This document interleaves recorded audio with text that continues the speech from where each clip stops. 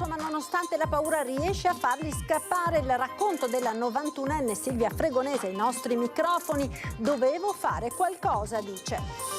In paese intanto una raffica di colpi senza sosta, le vittime dei furti provate psicologicamente, e a poca distanza a San Giacomo di Veglia anche il parroco derubato del portafoglio mentre dice messa. La morte del piccolo Alessandro nell'asilo nido di Porcellengo. Siamo disperate, dicono le maestre indagate. Vogliamo anche noi la verità. I legali, evento inspiegabile. Confidiamo che l'autopsia chiarisca tutto. Si chiama lavoro povero e indica l'occupazione il cui salario è così basso da non consentire di vivere dignitosamente in questa condizione, soprattutto giovani e donne. È arrivata a Tallinn, capitale dell'Estonia, la delegazione trevigiana che dopodomani si giocherà la finalissima all'European Green Leaf Award, il premio alla città più verde assegnato dalla Commissione europea. Domani la festa di San Francesco, patrono d'Italia, messa con il vescovo alle 17:30, la presenza dei sindaci. Venerdì sera il concerto preceduto da una riflessione di Massimo Cacciari. La memoria del Vajont su Antenna 3 dal documentario L'eco del fango. Domenica sera alle dirette non stop, lunedì con la visita del capo dello Stato Mattarella fino alla puntata speciale di Ring in prima serata. TG di Treviso, buonasera, ben ritrovati in primo piano come ogni martedì. Prima delle notizie di giornata, il sondaggio di quest'oggi, lo vediamo con l'aiuto della nostra videografica. Manovra, addio ai bonus per pagare meno tasse? Questa è la domanda alla quale vi chiediamo di rispondere come sempre facendo uno squillo ai numeri che vedete in sovraimpressione. L'esito del sondaggio verrà reso noto questa sera a Ring, in onda come sempre a partire dalle 21:15. Ed ora la cronaca con il racconto della 91enne che ha trovato la forza ed il coraggio di mettere in fuga i ladri. È accaduto a Tarso. Io stavo guardando la televisione in camera mia, tutto un momento sento un rumore e guardo la finestra e vedo la persiana che va su. Allora non mi sono agitata, non ho preso paura, insomma mi sono sentita sicura di quello che dovevo fare. Sono andata sulla finestra che era chiusa e dico: ma sentite, chi siete, cosa volete? In casa da sola, a 91 anni, Silvia Fregonese non si è fatta intimidire e così gridando è riuscita a far scappare i ladri che sabato sera hanno battuto l'intero centro di Tarso, mentre in paese era in corso la festa delle castagne. Il raid tra le 9 e le 10 con i malviventi che prima colpiscono il negozio Raira Elettronica di via Roma, affacciato sulla piazza con l'abitazione annessa, poi si portano in via Ruio e via Tognolo, una traiettoria precisa per una serie di colpi, alcuni riusciti, altri tentati, come nel caso di Silvia che vive accanto al parcheggio del municipio. In questo caso, con ogni probabilità, i malviventi pensavano che in questa villetta non ci fosse nessuno. Allora hanno tirato giù la persiana, però non l'hanno lasciata così, un po' su, in modo che tornea. E dopo sul cortile del comune, che è a fianco a me, c'erano 2 macchine, ma sono partiti con una calma. Loro non si sono agitati, pensare, scini, zappa. Ora è caccia proprio a quelle auto usate per colpire, con i carabinieri che non stanno lasciando nulla al caso. Un aiuto potrebbe arrivare dalle telecamere. Adesso si cercherà di trasmettere alle autorità competenti quello che è stato possibile acquisire e vedremo di capire l'origine di questo ignobile gesto. Lo stesso sindaco sabato sera ha incontrato le vittime, portandosi nelle varie abitazioni una volta informato. Il forte sospetto è che i ladri abbiano colpito ben sapendo che c'era una festa in corso, forse studiando i movimenti dei proprietari. E sicuramente hanno approfittato di questa giornata, hanno controllato e visto che le persone non erano in casa e quindi hanno avuto purtroppo tutto il tempo per poter fare quello che si sa hanno fatto. Adesso però un po' di paura ce l'ha. Sì,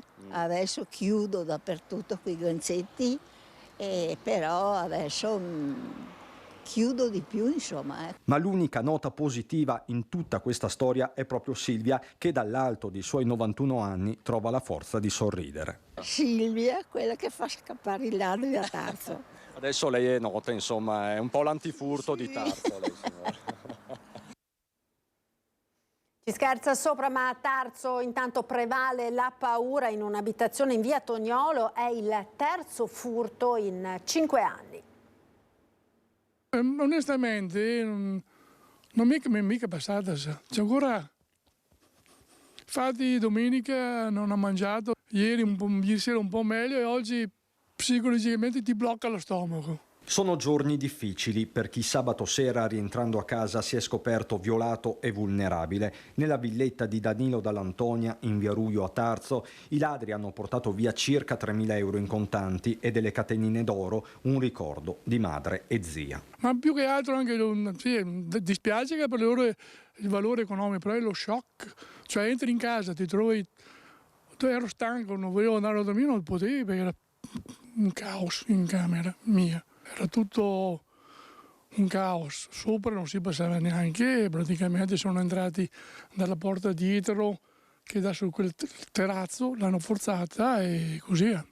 Stesso copione in una casa poco distante, sempre in via Ruio, e poi in questa abitazione di via Tognolo. La proprietaria Federica Antoniazzi racconta di essere venuta a conoscenza del raid tramite la chat del controllo di vicinato. Io ho immaginato che fossero entrati a casa mia, ho mandato il vicino di casa a controllare, lui ha visto che c'era la tapparella su, io avevo chiuso tutto, quindi ho capito che erano entrati, praticamente messo a soqquadro le camere, e in particolare insomma cassetti e tutto, però naturalmente non avevo niente perché erano già stati nel 2021. E prima ancora, racconta sempre la signora Federica, nel 2018, insomma 3 furti subiti in 5 anni. Sono troppi e io non so, ho paura, insomma non mi sento sicura proprio per niente. Io adesso sì, ho incubi di notte, cioè comunque non è che lo vivo bene, voglio dire, sono altro,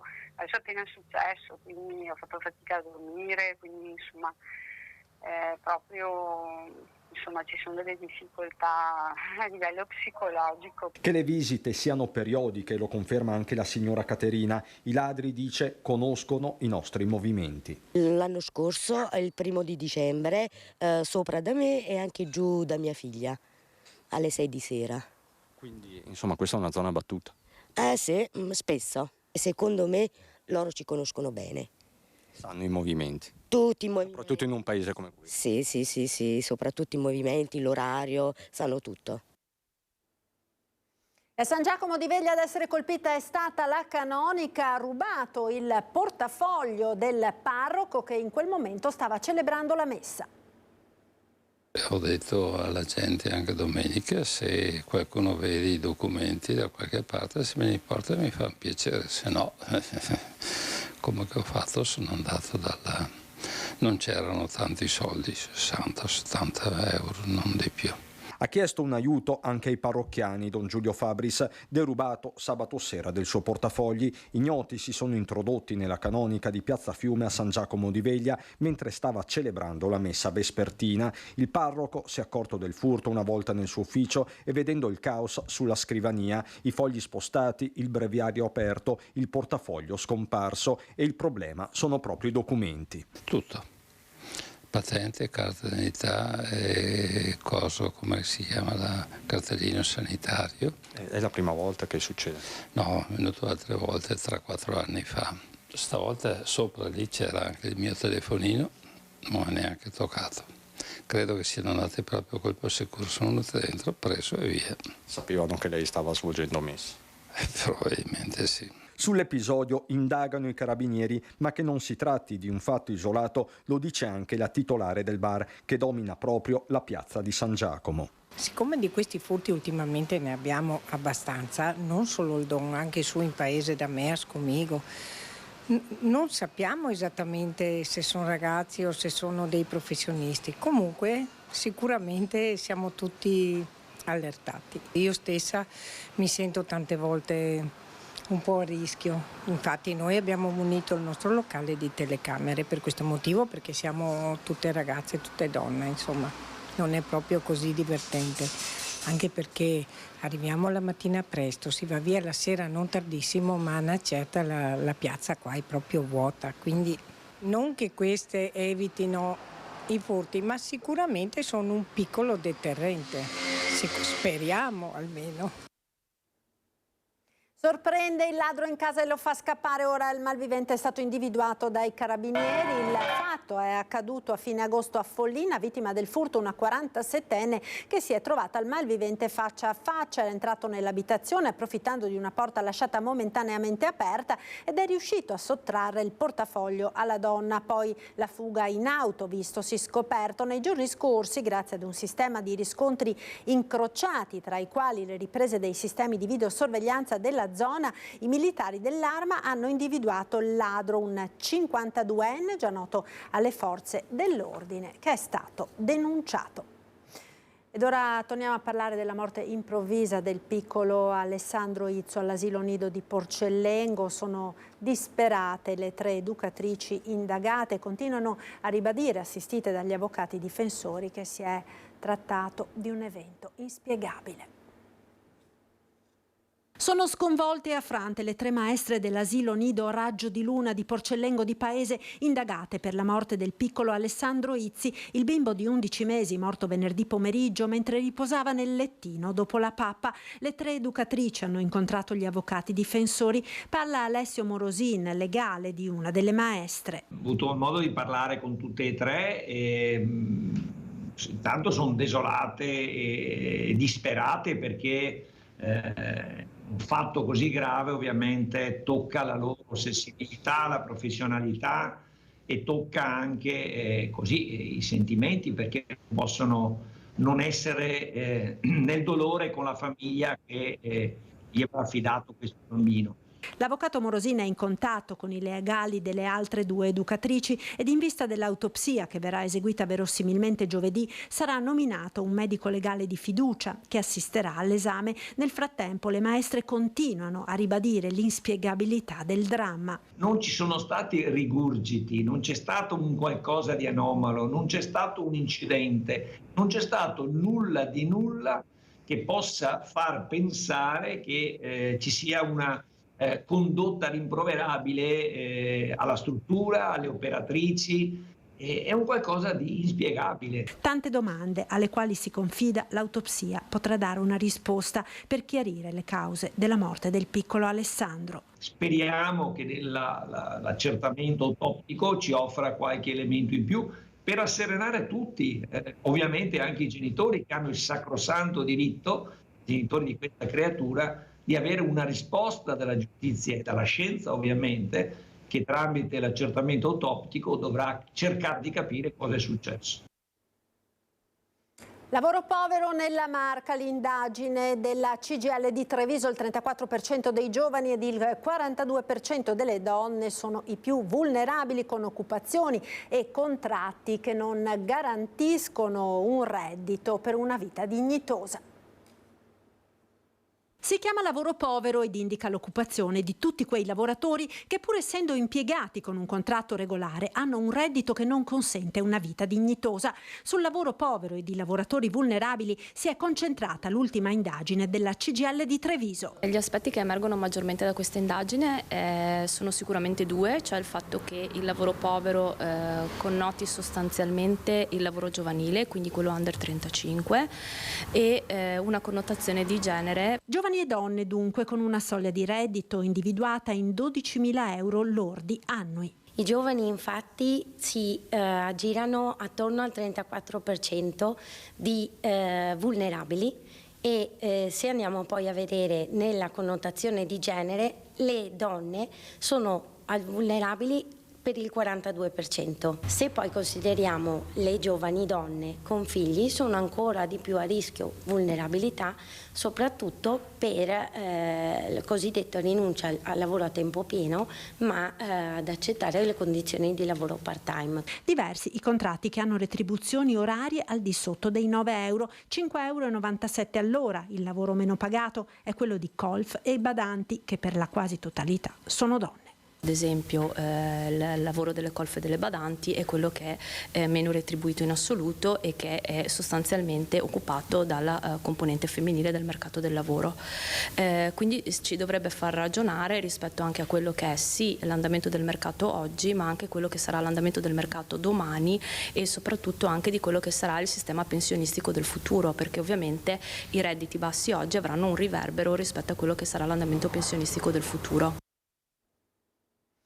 L'indagine della CGIL sul lavoro povero apre quindi anche una riflessione sulla necessità di rilanciare il tema dei salari, ma anche sulle conseguenze della povertà dei lavoratori sulla denatalità e la fuga dei giovani all'estero.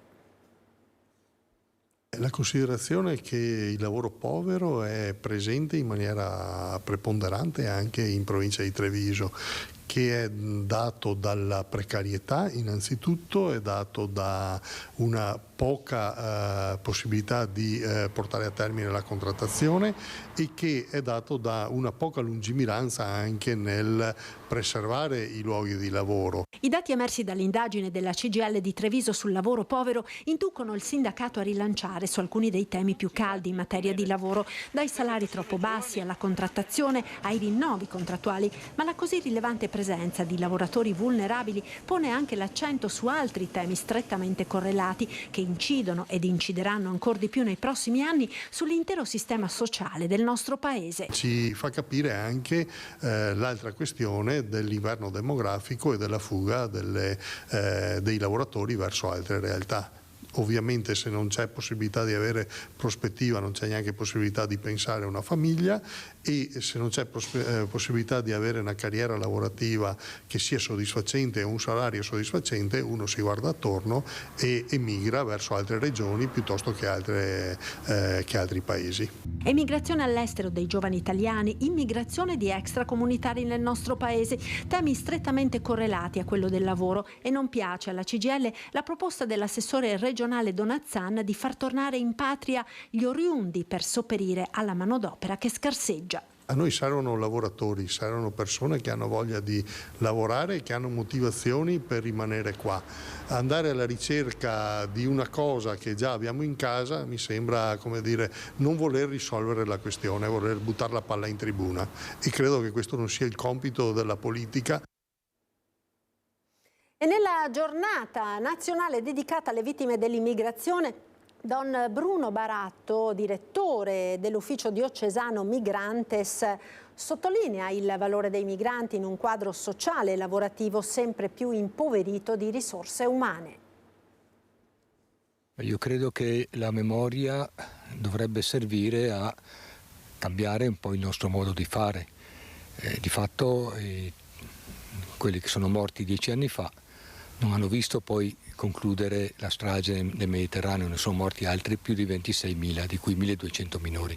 La memoria ha bisogno di essere messa in pratica, suggerisce Don Bruno Baratto, direttore dell'Ufficio Diocesano per la Pastorale delle Migrazioni, intervenendo nella Giornata Nazionale della Memoria e dell'Accoglienza, che rimanda a quel tragico 3 ottobre 2013, quando al largo di Lampedusa morirono in un naufragio 368 migranti.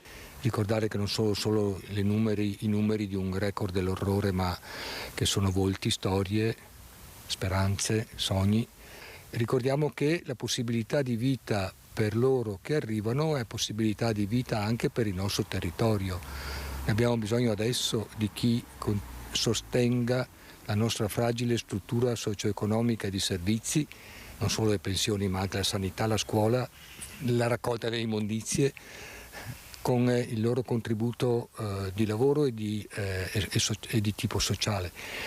Certo, bisogna che ci siano le condizioni per questo. Condizioni date dalle linee di indirizzo, dai fondi messi a disposizione. È lo Stato, sono le istituzioni a doverlo volere, un inserimento serio in termini di alloggio, occupazione, rapporti sociali, ammonisce Don Baratto. Altrimenti, aggiunge, non si fa che aumentare la paura. Per il direttore di Migrantes occorrono innanzitutto flussi di ingresso regolari. Allargare le condizioni di arrivo tramite la ricerca di lavoro permetterebbe non soltanto di evitare, di risparmiare vite.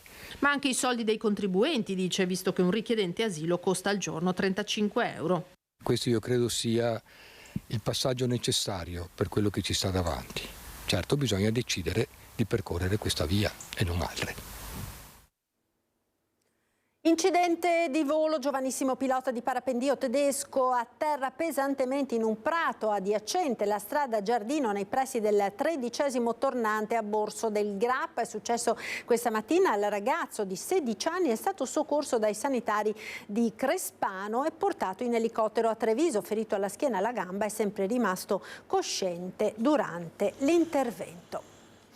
A febbraio una meningite fulminante lo uccise ad appena 17 anni. A Riese Pio X la commossa cerimonia per il ritiro della maglia di Tommaso Fabris, sfortunato talento del basket. Nessuno indosserà più la maglia numero 4 a Riese.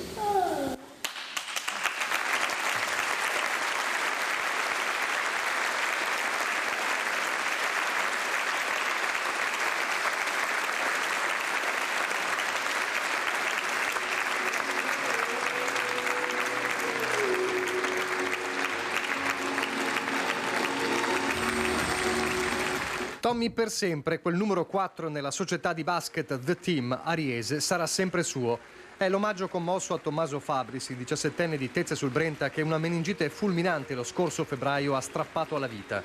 Nella palestra di Riese una serata carica di emozione e ricordo. Dal coach Massimo Sonda ai suoi compagni, dalla famiglia ai tanti ragazzi e ragazzini che con Tommy condividono la passione per il basket. Dietro di loro le immagini di un talento che non c'è più ma che rimarrà per sempre legato a questa società con il ritiro della maglia. La maglia si ritira in questo caso per onorare il ricordo del ragazzo, ma si ritira anche per ricordare a tutti noi la fortuna che abbiamo avuto nel fare un pezzo di strada assieme a lui. Tommy è stato qui meno di 200 giorni, li avevo anche contati una volta, ed è incredibile come in questo periodo di tempo abbastanza breve sia riuscito veramente a conquistare tutte le persone con cui ho avuto contatto. Sono passati pochi mesi dall'addio struggente al Pala 2 di Bassano, laddove Tommy aveva mosso i suoi primi talentuosi passi nel basket prima di passare nel 2022 a The Team di Riese.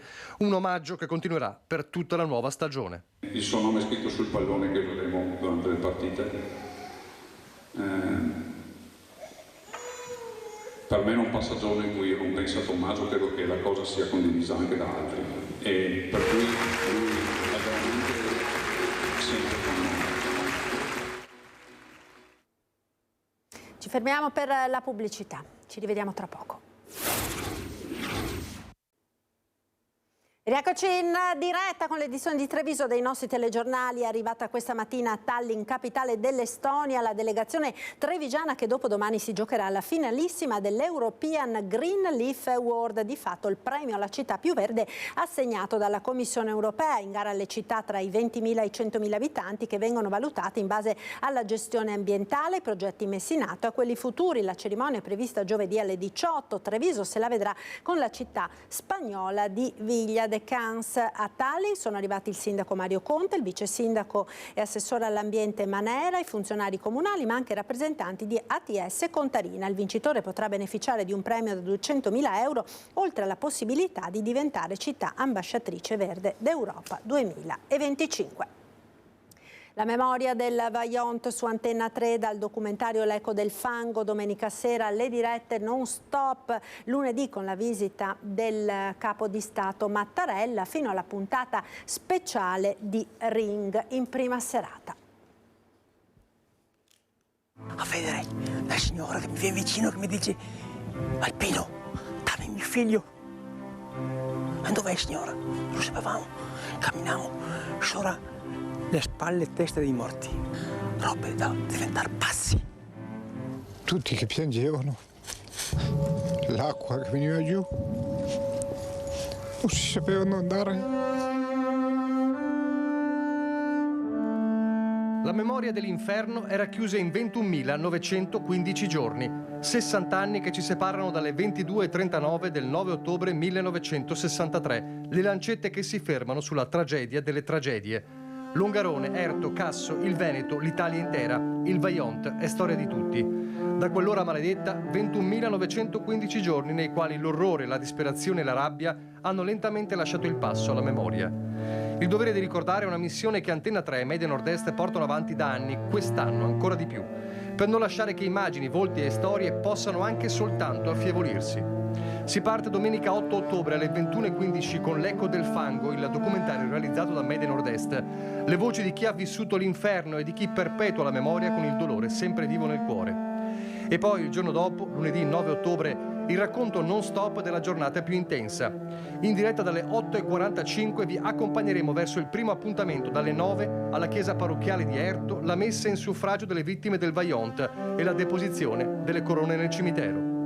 Terminata la cerimonia, sempre in diretta con i nostri inviati, vi racconteremo l'attesa per l'arrivo del Capo dello Stato Sergio Mattarella. Alle 11 al cimitero di Fortogna l'omaggio del Presidente della Repubblica alle vite spezzate dall'orrore. Poi alle 12 sulla diga simbolo della tragedia, la commemorazione civile.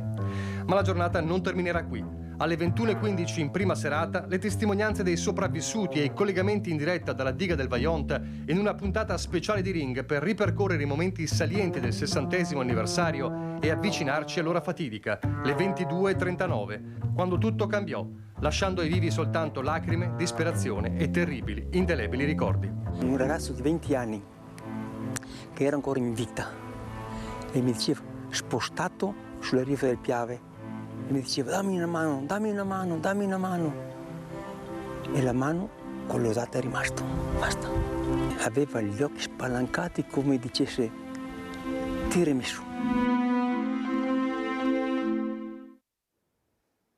Ed ora lo sport con il tennis, perché l'azzurro Sinner con la vittoria di oggi a Pechino entra nella storia, numero 4 al mondo, proprio come Adriano Panatta nel 1976. Sentiamo quindi il commento di Panatta a questa vittoria, a questo traguardo così importante per gli azzurri. Ha preso proprio a pallate Alcaraz a Pechino ed è il finale. Ma soprattutto ha raggiunto il numero 4 della classifica mondiale come feci io tanti anni fa, per cui mi ha eguagliato. Voi non ci credete, ma io sono molto contento per lui perché è un bravissimo tennista, mi dicono che è anche un bravissimo ragazzo e finalmente non mi chiamerete più. Adesso quando lui mi supererà, perché lo farà sicuramente, vi dico già adesso che sarò ancora più contento, per cui tanti auguri a Sinner e tanti auguri al tennis italiano. Queste dunque le parole di Adriano Panatta, trevigiano d'adozione, sulla vittoria di Sinner. Parliamo ora della festa di San Francesco. Domani si celebra il patrono d'Italia. Ci sarà alle 17:30 la messa con il vescovo, la presenza dei sindaci della provincia e poi venerdì sera un concerto preceduto da una riflessione di Massimo Cacciari. Sentiamo. Nel giorno della festa di San Francesco, patrono d'Italia, in quella che è una delle chiese più amate di Treviso, la celebrazione coinvolgerà quest'anno anche il mondo laico. Nella messa presieduta alle 17:30 dal vescovo Monsignor Michele Tomasi, ispirandosi al rito del dono dell'olio dalle regioni alla Basilica di Assisi, saranno i comuni a chiedere la protezione del santo. Se è patrono d'Italia, l'idea che abbiamo avuto come frati è di fare in modo che sia sentito come tale. L'iniziativa, nuova quest'anno è stata quella di allargare l'orizzonte proprio in quanto patrono d'Italia anche alla società civile e quindi l'invito è stato rivolto ai sindaci della cintura di Treviso, iniziando con il sindaco di Treviso. Ci sarà questa offerta dell'olio da parte del comune e la lampada poi verrà posta all'altare di San Francesco in segno di preghiera costante e resterà lì per un anno sempre accesa in segno di affidamento della città a San Francesco. I sindaci di Carbonera, Casier, Paese, Ponzano, Preganziol, Quinto, Silea, Villorba e Zerobranco saranno a loro volta presenti alla messa nella solennità di San Francesco. Forse è sentito anche dal mondo laico come un messaggero di valori che sono anche così attuali. Pensiamo che solo al tema della pace Pensiamo alla solidarietà, alla fraternità su cui insiste molto Papa Francesco. Venerdì sera alle 20:45, sempre a San Francesco, è in programma invece un concerto del quartetto Vivaldi dei Solisti Veneti con la presenza del flautista Roberto Fabriciani e l'introduzione del filosofo Massimo Cacciari, uomo di sinistra da sempre affascinato dal poverello di Assisi. Lo stesso Massimo Cacciari dice in alcuni suoi interventi che è una figura che lo inquieta. Ecco, credo che sia una parola anche interessante, perché una figura così o ci inquieta, se ci lascia invece tranquilli non esprime tutta la vivacità e la bellezza che un santo così esprime. L'ingresso sarà libero, senza prenotazione. La chiesa, dice padre Svanera, è sufficientemente grande. Siete tutti invitati alla chiesa di San Francesco a celebrare il santo patrono d'Italia. Pace e bene a tutti. In occasione del raduno Vespa Club di Resana all'aeroporto di Strana il 20 agosto è stato donato un importante contributo per la ricerca contro il cancro. Ci eravamo presi l'impegno con il signor comandante di appoggiare l'iniziativa dell'AIRC, un dono dal cielo, e siamo riusciti a mantenerla. Promessa mantenuta da parte dei circa 800 vespisti presenti al raduno del Vespa Club di Resana, che il 20 agosto sono riusciti a raccogliere un'importante donazione a favore della ricerca contro il cancro. Un ringraziamento speciale per questo contributo va non solo ai numerosi partecipanti all'evento, ma soprattutto all'Aeronautica Militare, che in occasione del suo 100° anniversario ha deciso di appoggiare la fondazione AIRC. Quest'anno l'Aeronautica ha deciso di devolvere all'AIRC, attraverso il progetto che si chiama Un dono dal cielo, i fondi che riesce a raccogliere durante il 2023, e per noi è stata un'occasione non solo per conoscerci e per collaborare, ma per aiutare la ricerca. Ed ora le notizie da Belluno e provincia.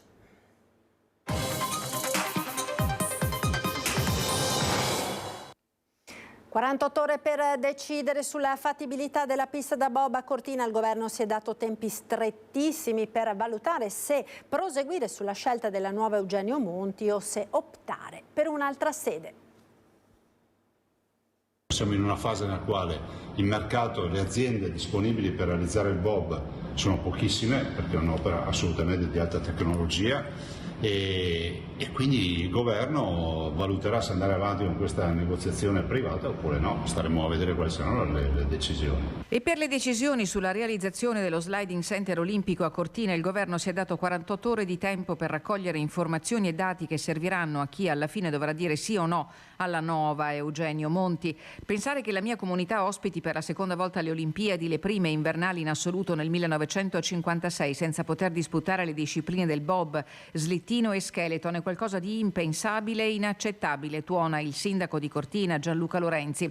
Ma ieri da Torino, a margine dell'evento L'Italia delle Regioni, le notizie diffuse hanno fatto tremare le vene ai polsi. C'è perciò un'altissima probabilità che gli indirizzi politici del governo alla Simico indicheranno di guardare oltre la regina. Il piano B è nelle opzioni, ha detto il ministro dello sport Andrea Abodi, ma dobbiamo rispettare un contratto con il Comitato Olimpico e questo faremo. Nelle opzioni ci sono offerte anche di località straniere che non sembrano essere fra le prime scelte. Serve lucidità e freddezza. Noi restiamo fermi sul nostro dossier in attesa che si prendano delle decisioni. Ricordo che l'operazione delle Olimpiadi è un'operazione assolutamente inattiva rispetto a tutto quello che stanno portando e porteranno. Bocconi, Sapienza, Ca' Foscari ci dicono che avremo un incremento di 1,5 miliardi di PIL. L'amministrazione di Cortina è pronta a fare la propria parte, afferma il primo cittadino Lorenzi. Non esiste altro posto in Italia e all'estero che possa ospitare tale infrastruttura. Le Olimpiadi trascinano in maniera virtuosa tutta una serie di opere che mai avremmo fatto. 800 milioni di euro la variante di Cortina, quasi 350 milioni di euro quella di Longarone, la messa a norma dell'Arena di Verona, 18 milioni di euro totalmente accessibile, l'unico monumento di quel rango totalmente accessibile, e molto altro ancora. Per dire che se dovessimo fare il dare e avere del bilancio delle Olimpiadi, il bob, anche se ci chiedessero di macinarlo il giorno dopo e farlo scomparire, ci converrebbe sempre farlo. 4 ore di sciopero oggi al HPOLI Group di Sedico con un'adesione al 90%. L'astensione dal lavoro è stata proclamata da FIM e FIOM e dalle RSU dello stabilimento dopo che per l'ennesima volta non è stato erogato il pagamento completo del premio di risultato del valore di 1.900 euro per il mancato raggiungimento dei parametri di efficienza e redditività che non consentono nemmeno la defiscalizzazione della parte comunque pagata, che sarà soggetta a tassazione ordinaria. I sindacati puntano il dito contro le mancate ed incomplete scelte organizzative e gestionali dell'azienda, oltre alla decisione di spostare il reparto logistica in altra sede del gruppo a Castelfranco Veneto. Terribile ed indimenticabile, una settimana esatta prima della sua visita a Longarone, il presidente Mattarella ha utilizzato 2 aggettivi che più degli altri identificano la tragedia e quello che ci lascia oggi a 60 anni di distanza. Il Vajont, domani intanto sarà il Consiglio regionale Veneto a commemorare la tragedia. Alle 14 con il presidente Zaia il Consiglio regionale deporrà una corona al cimitero monumentale di Fortonia. A seguire alle 15 nella sala consiliare di Longarone avrà luogo la seduta straordinaria del Consiglio regionale. Ospiti d'altissimo livello per una tavola rotonda di assoluta importanza che per la prima volta affronta le tematiche giornalistiche utilizzate nelle cronache del disastro del Vajont. Tina Merlin da un lato e Dino Buzzati dall'altro. Stralci di articoli dei maggiori quotidiani nazionali dell'epoca, strafalcioni e accuse a una natura crudele solo agli occhi del titolista che non volle vedere oltre la propria scrivania. Carta e inchiostro consumati per raccontare una tragedia annunciata, una strage che si poteva evitare. Il disastro del Vajont analizzato per la prima volta sotto il profilo giornalistico tra inchieste, polemiche e memoria. Accadrà il 14 ottobre nel Salone del Palazzo delle Contesse di Melle. Ad analizzare gli articoli di allora saranno ospiti di assoluto rilievo nel panorama della cultura, dell'editoria e dell'università riuniti dall'Associazione Villa Buzzati, il Granaio, il Centro Studi Internazionale Dino Buzzati con i comuni di Borgo Valbelluna e di Longarone e la Fondazione Vajont. Un approfondimento di quel contesto sociale, di quel contesto storico e anche del contesto giornalistico, perché chiaramente tra l'altro non hanno scritto solo Tina Merlin e Dino Buzzati di questa immane tragedia. L'intento è quello di cercare di aprire un dibattito e di migliorare la conoscenza. Buzzati aveva un'attenzione, ha avuto per tutta la sua vita un'attenzione ambientale assolutamente anticipatoria rispetto a una sensibilità che in Italia si è sviluppata molto più avanti. Pensiamo nel 1935 quando scrive Il segreto del Bosco Vecchio, di questo vento che si scatena per gli errori umani, e non può non ricordarci Vaia, quello che ha scritto quando vedeva sorgere l'enorme fabbrica della diga del Vajont, che lui trasferisce in quello che sarà il grande ritratto, ed è un racconto fantascientifico che esce nel 60, molto prima di quanto, ahimè, la tragedia poi ci ha raccontato. Una tragedia che a guardarla con occhi diversi ancora oggi pare non abbia insegnato nulla, se è vero come è vero che un'altra diga simile a quella del Vajont è progettata per sbarrare il torrente Vanoi. La tematica della diga del Vanoi sicuramente nel 60° del Vajont non può farci che riflettere sul senso di queste iniziative, ovvero che l'interesse economico spesso prevarica su quello che è l'interesse ambientale, ma tante volte anche l'interesse stesso delle comunità di montagna. Rifugi sani e sicuri è il nome del progetto di ULSS 1 Dolomiti e Agrav, l'associazione dei gestori dei rifugi alpini del Veneto, che intende promuovere il benessere e la sicurezza nelle attività montane. Il miglioramento della qualità complessiva dei rifugi alpini sotto il profilo della sicurezza sanitaria e della capacità del rifugio di promuovere la salute è l'obiettivo dichiarato del protocollo d'intesa sottoscritto oggi a Longarone fra ULSS 1 Dolomiti e Agrav, associazione gestori rifugi alpini del Veneto. Rifugi sani e sicuri è la denominazione del progetto, al momento esteso agli associati Agrav, ma aperto a tutti i rifugi montani. Continua il percorso dell'azienda sanitaria nel gestire in sicurezza questo caso i rifugi, una sicurezza sanitaria, una sicurezza rivolta a chi appunto arriva nei nostri rifugi e che vuole trovare un ambiente che dal punto di vista sanitario sia appunto protetto. Un passo avanti per accogliere i molti turisti che frequentano le nostre montagne in condizioni di sicurezza e di qualità sanitaria. Si tratta di migliorare complessivamente la qualità operativa dei rifugi, quindi il defibrillatore, l'apparecchio per misurare la pressione, ma anche la promozione di iniziative per ridurre il rischio di melanoma, la qualità dell'acqua potabile, una strumentazione di cucina e igienico-sanitaria complessiva di qualità. Il valore di questo protocollo è quello di fare un cammino di condivisione, un cammino di collaborazione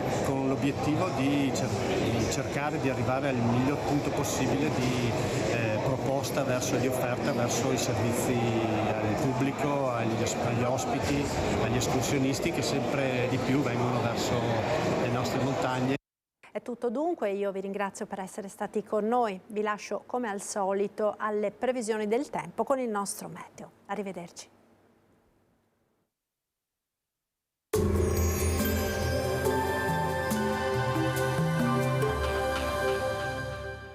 Busti, tutori e protesi di arto personalizzati. Ortopedia e sanitaria Lolato, a Treviso e Montebelluna. Lolato, soluzioni per star bene. Bentrovati al meteo. La coda di una perturbazione lambisce il nostro territorio, favorendo lo sviluppo di una locale instabilità. Ma vediamo insieme il dettaglio. Sul Veneto sarà possibile qualche sporadica precipitazione sparsa sui settori montani e pedemontani, localmente fin verso le pianure limitrofe. Altrove tanto sole. L'aria più fresca che segue il fronte determinerà un contenuto calo delle temperature. Le minime infatti saranno comprese tra gli 11 e i 19 gradi, le massime tra i 20 e i 27 all'incirca. Ci spostiamo ora sul Friuli Venezia Giulia. Saranno possibili anche qui rovesci sparsi sui monti e localmente sulle zone attorno.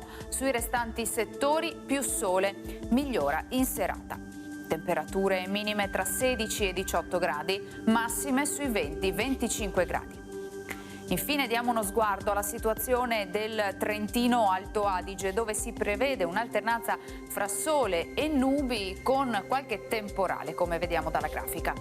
Temperature minime intorno ai 13-14 gradi, massime sui 26-27 all'incirca. Dal meteo è tutto, arrivederci al prossimo aggiornamento.